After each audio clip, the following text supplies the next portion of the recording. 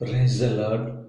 అతి శ్రేష్టమైన యేసుక్రీస్తు నామములో మీ అందరికీ ఉదయకాలపు శుభాలు తెలియజేయుచున్నాను. ఈరోజు దేవుడు మనకు అనుగ్రహిస్తున్న అతి శ్రేష్టమైన వాగ్దానము యెషయా గ్రంథము 55వ అధ్యాయము 3వ వచనాన్ని చదువుకుందాము. దావీదునకు చూపిన శాశ్వత కృపను మీకు చూపుదును. దావీదుకు ఏ శాశ్వతమైన కృపను చూపాడో అదే కృపను దేవుడు మనకు చూపుతానని చెప్పి దేవుడు వాగ్దానం చేస్తున్నారు. దేవుని యొక్క కృప మనకు ఉన్నతమైన స్థితిని కలుగు చేస్తుంది. ఈ లోకంలో దేవుని యొక్క కృప ఉంటే చాలు, మన జీవితం సవ్యంగా సాగుతుంది. గొర్రెలు కాచుకునే వాడిని రాజుగా చేసింది ఆ దేవుని యొక్క కృప. ఎవరైతే విరిగి నలిగిన హృదయం కలిగి దేవుని ఎదుట తగ్గించుకునే జీవితాలుగా ఉంటారో వారికి దేవుడు తన కృపను మెండుగా కుమ్మరింపచేసేవారుగా ఉన్నారు. దావీదునకు దేవుడు శాశ్వతమైన కృపను చూపాడు. తన సింహాసనాన్ని స్థిరపరిచాడు.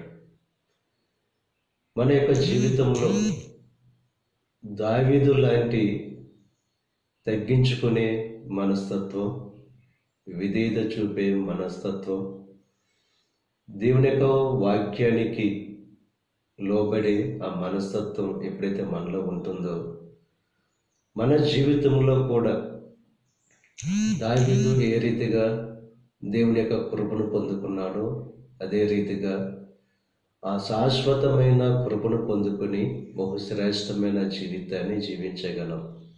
ఉదయకాల సమయంలో విరిగి నలిగిన హృదయం కలిగిన వారుగా ఉంటూ దేవునికి విధేయులుగా ఉంటూ దేవుని యొక్క వాక్యానికి లోబడుతూ ఆ శాశ్వతమైన కృపను పొందుకొని బహుశ్రేష్టమైన జీవితాన్ని జీవించవలసిందిగా ప్రభు పేరట మిమ్మల్ని కోరుచున్నాను. దేవుడు మిమ్మల్ని దీవించి ఆశీర్వదించి దేవుని యొక్క శాశ్వతమైన కృపను మీ మీద కుమ్మరింపజేయును గాక.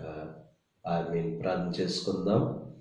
పరిశుద్ధుడా, మహోన్నతుడా, కృప కలిగిన దేవా, ఈ ఉదయకాల సమయంలో నువ్వు అనుగ్రహించిన అతి శ్రేష్టమైన వాగ్దానాన్ని బట్టి నీకు స్తుతులు చెల్లిస్తున్నాం దేవా. దావీదునకు చూపిన ఆ శాశ్వతమైన కృపను చూపుతానని చెప్పి వాగ్దానం చేశావు. నీ కృప లేనిదే ఈ లోకంలో మేము జీవించలేము కనుక దేవా, నీ కృప ప్రతి ఒక్కరి మీద మెండుగా కుమ్మరింపచేయండి. ఎవరైతే నీ యందు భయభక్తులు కలిగి ఉంటారో నీ కృప వారిని ఆవరించి ఉంటుంది కనుక దేవా, నీ యందు భయభక్తులు కలిగిన వారుగా, నీకు విధేయులుగా, నిన్ను అనుసరించేవారుగా ఉంటూ నువ్వు అనుగ్రహించే ఆ శాశ్వతమైన కృపను పొందుకునే భాగ్యాన్ని ప్రతి ఒక్కరికి కలుగు చేయండి. ఈ ప్రార్థనలో ఏకీభవిస్తున్న ప్రతి ఒక్కరిని దీవించి ఆశీర్వదించండి. ఈరోజు తలపెట్టిన ప్రతి కార్యాన్ని సఫలం చేయండి. వారి రాకపోకల్లో నీకు సహాయం అనుగ్రహించండి. అనారోగ్యమైన బిడ్డలను స్వస్థపరచండి. ఈ దిన ఆశీర్వాదాలు ప్రతి ఒక్కరి మీద మెండుగా కుమ్మరింపచేసి నీ దీవులతో నింపి నడిపించమని యేసుక్రీస్తు నామం పేరట వేడుకొనుచున్నాం తండ్రి. ఆమేన్. తండ్రి, కుమార, పరిశుద్ధాత్మ త్రియేక దేవుని యొక్క కృప సదాకాలం మనకు తోడై ఉండి దేవుని యొక్క దీవెనలు ఆశీర్వాదాలతో నింపి నడిపించును గాక. ఆమేన్.